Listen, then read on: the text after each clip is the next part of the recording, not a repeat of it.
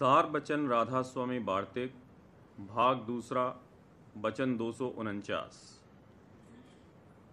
मालिक के दरबार में सिवाय भक्त के और कोई दखल नहीं पा सकता है।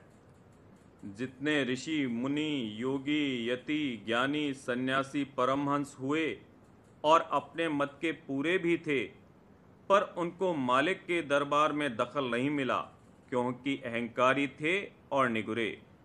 उनको संत सद्गुरु नहीं मिले। और इस वक्त में जो लोग उनके ग्रंथ पढ़कर अपने को पूरा ख्याल करते हैं और जैसी करनी उन लोगों ने करी उसका चौथा हिस्सा भी नहीं करते और संत सद्गुरु की निंदा करते हैं, वो कैसे उस दरबार में दखल पावेंगे। अब सबको चाहिए कि इस बात को निश्चय करके माने कि जो संत सद्गुरु की भक्ति करते हैं वो कुल मालिक की भक्ति करते हैं, क्योंकि पूरे सद्गुरु अपने वक्त के में और कुल मालिक में भेद नहीं है, दोनों का एक रूप है। बचन 250। जिसको पूरे सद्गुरु मिले और वो उनकी सेवा और सत्संग और प्रीत और प्रतीत भी करता है, पर इस अरसे में पूरे सद्गुरु गुप्त हो गए और इसका काम अभी पूरा नहीं हुआ, यानी कुछ अंतर में नहीं खुला, तो जो उसको चाह है कि मेरा काम पूरा होवे, तो जो सद्गुरु के बनाए हुए सद्गुरु मिलें तो उनमें वैसी ही प्रीत और प्रतीत और उनकी सेवा और सत्संग करे और सद्गुरु पहले को उन्हीं में मौजूद समझे, क्योंकि शब्द स्वरूप करके संत सद्गुरु और संत एक ही हैं, दो नहीं हैं, और देह स्वरूप करके दो दिखलाई देते हैं। और पिछलों का अकीदा यानी मानता इस सबब से बेफायदा है कि उनसे प्रीत नहीं हो सकती, ना तो उनको देखा है ना उनका सत्संग किया, और जो सद्गुरु मिले नहीं तो उनके चरणों में प्रीत नहीं हो सकती। इस वास्ते अनुरागी यानी शौकीन सेवक को चाहिए कि सद्गुरु प्रत्यक्ष से यानी अपने वक्त के से प्रीत करे और उनमें और सद्गुरु पहले में सिवाय देह स्वरूप के भेद और फर्क न करे और अपना काम पूरा करवावे। और जो उसे चाह अपनी तरक्की की नहीं है, तो सद्गुरु पहले की प्रीत और प्रतीत दिल में रखे हुए उन्हीं का ध्यान और जो जुक्ति उन्होंने बताई है उसका अभ्यास करे जावे। अंत को वे सद्गुरु उसी रूप से उसका कारज जिस कदर होगा उस कदर करेंगे, पर पूरा कारज नहीं होगा। फिर उसको जन धारण करना पड़ेगा और फिर सद्गुरु मिलेंगे, तब उनकी भक्ति और सत्संग करके कारज पूरा होगा। जब सद्गुरु वक्त गुप्त होते हैं, वो उस वक्त किसी को अपना जानशीन मुकर्रर करके उसमें खुद आ समाते हैं और बदस्तूर जीवों का कारज करते रहते हैं। और जब मौज ऐसी कार्रवाई की नहीं होती है, तब अपने धाम में जा समाते हैं। इस वास्ते सेवक अनुरागी को ऐसे सद्गुरु में फर्क ना करना चाहिए, मगर जो सिर्फ टेकी सेवक हैं वो सद्गुरु दूसरे की भक्ति में नहीं आवेंगे। इस वास्ते उनका कारज भी जिस कदर की सद्गुरु पहले के रूबरू हो गया होगा उसी कदर होगा, आगे तरक्की और दुरुस्ती नहीं होगी। वचन 251। जिस शख्स को कि शुरू में ऐसे गुरु मिले कि जिनको शब्द का भेद मालूम नहीं है और फिर सद्गुरु शब्द भेदी मिले, तो उसको चाहिए कि पहले गुरु को छोड़कर सद्गुरु की शरण लेवे। कौल। झूठे गुरु की टेक को तजत न कीजे बार, द्वार न पावे शब्द का भटके बारंबार। बल्कि उस गुरु को भी मुनासिब है कि अपने चेले के साथ सद्गुरु की शरण में आवे और उनसे अपने जीव का उद्धार करवावे। वचन 252। जिसको शब्द भेदी गुरु मिले पर वे अभी पूरे नहीं हैं, अभ्यासी हैं, और फिर उसको पूरे सद्गुरु शब्द मार्गी मिलें, तो उसको चाहिए कि पहले गुरु को पूरे सद्गुरु में दाखिल समझकर सद्गुरु की शरण लेवे, और उसके गुरु को भी जरूर है कि वो भी चेले का संग देवे और सद्गुरु की शरण लेवे। और जो वे ईर्ष्यावान या अहंकारी हैं तो वे शरण में ना आवेंगे। तो चेले को चाहिए कि उनसे कुछ गरज और मतलब न रखे और आप पूरे सद्गुरु की शरण में आवे। वचन 253। जबकि सद्गुरु को तुम मालिक कह चुके, तो फिर और मालिक कहां से आया कि जिसको तुम मानते हो और बड़ा समझते हो? तुम्हारे तो एक सद्गुरु ही मालिक हैं। देह रखकर जो स्वरूप दिखलाया है, पहले इसी से काम होगा। दूसरा स्वरूप उनका सच्चे मालिक यानी सत्य पुरुष राधा स्वामी का स्वरूप है, और वही तुम्हारे सच्चे बादशाह हैं। वचन 254। जिक्र है कि दक्षिण में एक मुकाम पर एक फकीर साहब जो पूरे गुरु थे विराजते थे, और एक चेला उनका निहायत गुरमुख था। एक रोज सत्संग उनका हो रहा था, तब एक मुसलमान मौलवी जो मक्के के जाने के वास्ते तैयार था आया, और उसने फकीर साहब से कहा कि मक्का और काबा बहुत बुजुर्ग और उत्तम जगह है, आपके सेवकों को भी वहां दर्शन के वास्ते जाना चाहिए। और कई तरह से उसकी तारीफ और महिमा करने लगा। उस वक्त जो बड़ा चेला फकीर साहब के पास बैठा था, वो बहुत खफा हुआ और उस मौलवी की गर्दन पकड़कर उसका सिर फकीर साहब के चरणों में रख दिया और कहा कि देख, करोड़ों मक्के और काबे इन चरणों में मौजूद हैं। जब फकीर साहब उठकर वास्ते हाजत के जरा बाहर गए, तब उस सेवक से और मौलवी से खूब चर्चा हुई। जब फकीर साहब आए, तब मौलवी ने शिकायत की। उस वक्त गुरु साहब ने सेवक को समझाया कि नहीं, काबा बहुत अच्छा है, जैसा कि मौलवी कहता है वैसा ही है और दर्शन करने योग्य है। जा, तू भी इसी वक्त मौलवी के साथ जा। वो सेवक पूरा गुरमुख था, हाथ जोड़कर खड़ा हो गया और कहा कि जैसे हुक्म गुरु साहब का। उसी वक्त मौलवी के साथ जहाज पर गया। जब कुछ दूर जहाज चला, तब बड़ा तूफान आया और वो जहाज टूट गया और सब लोग जो जहाज पर थे डूब गए। पर ये सेवक एक तख्ते पर बैठा रह गया, और ये भी थोड़ी देर में डूबने को था कि एक हाथ समुद्र में से निकला और आवाज हुई कि जो तू अपना हाथ दे तो तुझे बचा लूं। तब सेवक ने पूछा कि तुम कौन हो? आवाज आई कि मैं पैगंबर साहब हूं। तब सेवक ने कहा कि मैं नहीं जानता कि पैगंबर साहब कौन हैं, मैं सिवाय अपने गुरु साहब के दूसरे को नहीं जानता हूं। तब वो हाथ छिप गया। फिर थोड़ी देर पीछे, जबकि ये सेवक तख्ते पर बहा जाता था और गोते भी खाता जाता था, दूसरा हाथ निकला और कहा कि हाथ पकड़ ले, तुझको बचा लेवें। सेवक ने पूछा कि तुम कौन हो? आवाज आई कि हम खुदा यानी ईश्वर हैं।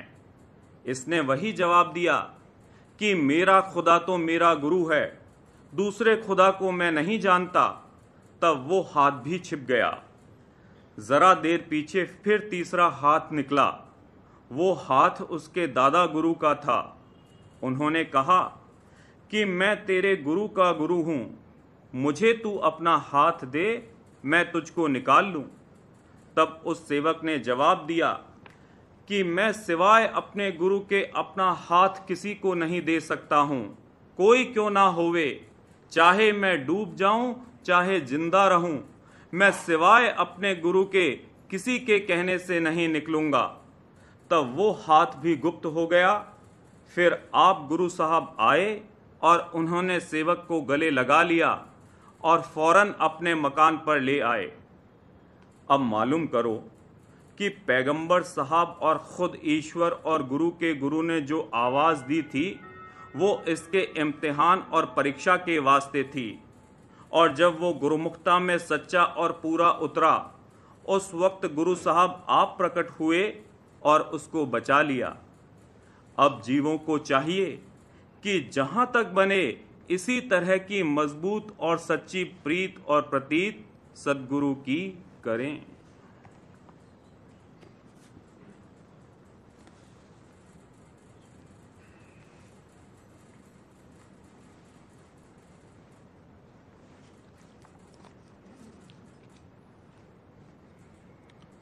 बचन बाबूजी महाराज, दूसरा भाग, सिलसिला बचन 5।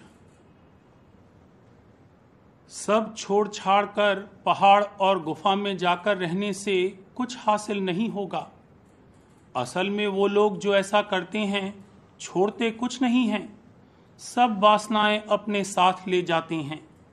वो और भी खराब है। इसके अलावा संसार में रहने से जो मन पर तंगी और भींचा भांची होती, उसके फायदे से भी महरूम हो गए। अगर दिल में मालिक से मिलने की सच्ची चाह है और मालिक मिलने का बंदोबस्त न करे तो उस पर इल्ज़ाम आता है।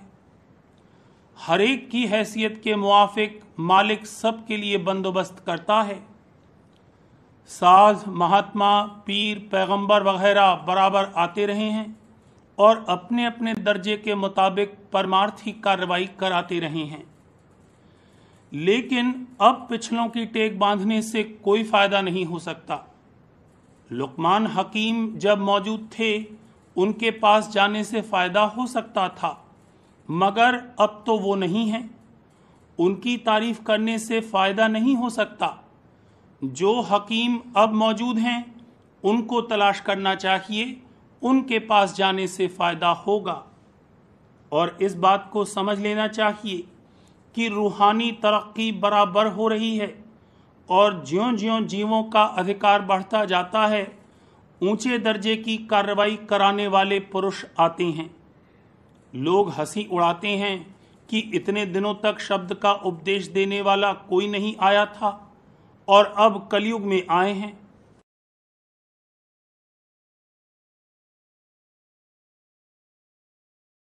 हम उन पर हंसते हैं। मूर्खों की हंसी पर क्या ख्याल करना। हम यूं पूछते हैं कि पहले मत्स्य अवतार क्यों हुआ, पहले कच्छ या वाराह या नरसिंह अवतार क्यों नहीं हुआ, कृष्ण अवतार सबसे आखिर में क्यों हुआ, पहले क्यों नहीं हुआ।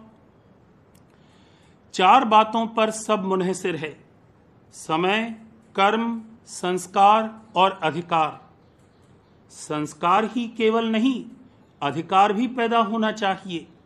संस्कार से तो सब मनुष्य चोले में आए, लेकिन परमार्थ का अधिकार सबका नहीं है। सब ये कार्रवाई नहीं कर सकते हैं। परमार्थी के लक्षण ये बतलाए हैं: विषयन से जो होए उदासा, परमारथ की जामन आशा, धन संतान प्रीत नहीं जाके, जगत पदार्थ चाह न ताके। अगर ऐसा परमार्थी और भक्त मिले तो उसकी चरण धूर से कितनों का उद्धार हो सकता है। बिरह बान जिन हृदय लागा, खोजत फिरे साध गुरु जागा। जागा हुआ गुरु मिलना चाहिए। अगर कामिल पुरुष भाग से मिल जाएं तो फिर कहना ही क्या है। अगर कामिल न हो तो शागिल से भी कुछ काम चल सकता है। अगर शागिल नहीं तो आमिल तो जरूर ही होना चाहिए। संतों और फकीरों ने जो शगल बतलाया है वो सुल्तानुल अज़कार यानी सुरत शब्द योग है। बिना सुरत शब्द योग के कभी उद्धार नहीं हो सकता। सुमिरन और ध्यान भी अगर किसी कामिल की जेर हिदायत संतों की रीत के अनुसार किया जाएगा तो फल मिलेगा, वरना सहस्त्र नाम जपने, रात भर कलमा पढ़ने, माला फेरने, जाप करने और घंटा बजाने से कुछ हासिल नहीं होगा।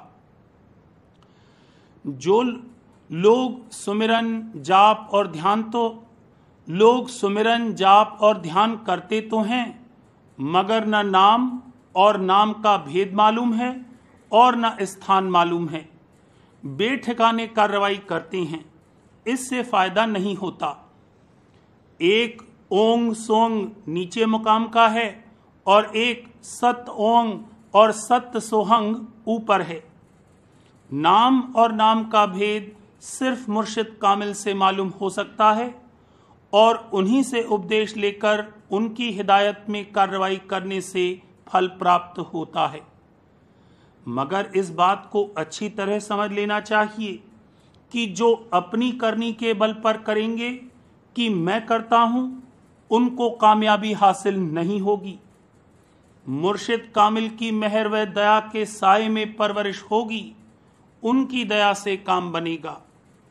इसलिए परमार्थ निहायत सहल काम भी है और निहायत मुश्किल भी। इस दुनिया को छोड़ना मंजूर हो तो इस काम का बीड़ा उठावे, वरना अभी चुप रहे। परमार्थी यहां का सब काम करता रहेगा, लेकिन उसकी निगाह पलट जाएगी। जरूरत के मुआफिक यहां का सब काम करेगा। ज्यों ही मौका मिला कि अंतर में खिंचा। जाहिर में तो यहां की सब चीजें देखता है, लेकिन तवज्जह मालिक की तरफ अंतर में लगी रहती है। यहां की मान बढ़ाई बदनामी किसी की परवाह नहीं करेगा। निहायत कठिन काम है। जब परमार्थ में कदम रखेगा तो इसके शरीर का अंग अंग जिस्म का जर्रा जर्रा मुखालफत करेगा। मन की धारों और तरंगों को रोकना और दबाना बड़ा मुश्किल है। परमार्थ मन को मारना है। जब मुर्दा होगा तब मुरीद बनेगा और फिर जिंदा दिल होगा। अगर जिस्म का जर्रा जर्रा मुखालफत नहीं करता है तो जान लो कि अभी परमार्थ की चाल भी नहीं चल रही है। जब परमार्थ में कदम बढ़ाएगा तब खबर पड़ेगी। अंग अंग को जेर करना मुर्शिद की दया के प्रताप से हो सकेगा। अपने बल से ये काम नहीं हो सकता। परमार्थ अपने हाथ से दुनिया को आग लगाकर तापने का काम है। मालिक ने ही जीव को यहां भेजा है और मालिक ने ही वापस ले जाने का भी बंदोबस्त किया है। और इसी मतलब से इस देश की तकलीफें और दुख रवा रखे गए हैं। रात दिन जुल्म हो रहे हैं, गले काटे जा रहे हैं। सब का मतलब है इस जगह और इस हालत में यही ठीक है, वरना मालिक तो प्रेम रूप है। उसके यहाँ सिवाय प्रेम दया और मेहर के कुछ नहीं है। और इसलिए जो रचना उसने की है उसका असली मकसद वो दुख और तकलीफें नहीं हो सकती जो इस वक्त जीव यहाँ भुगत रहा है। असली मकसद तो रचना का ये है कि वो सब दुखों से छुटकारा पाकर परम और अमर आनंद को प्राप्त हो। गोया रचना सब जीवों के ज्यादा से ज्यादा फायदे के लिए की गई है और इस मकसद में मालिक को अपना कोई मतलब नहीं पूरा करना था। वो तो मुस्तगनी है, किसी बात का मोहताज नहीं, और न उसने सोच विचार से रचना की, बल्कि उसके यहाँ सोच विचार है ही नहीं। सोच विचार तो वहां से शुरू हुआ जहां से कि गैरियत और अपना अलहदा मतलब पूरा करने की ख्वाहिश पैदा हुई।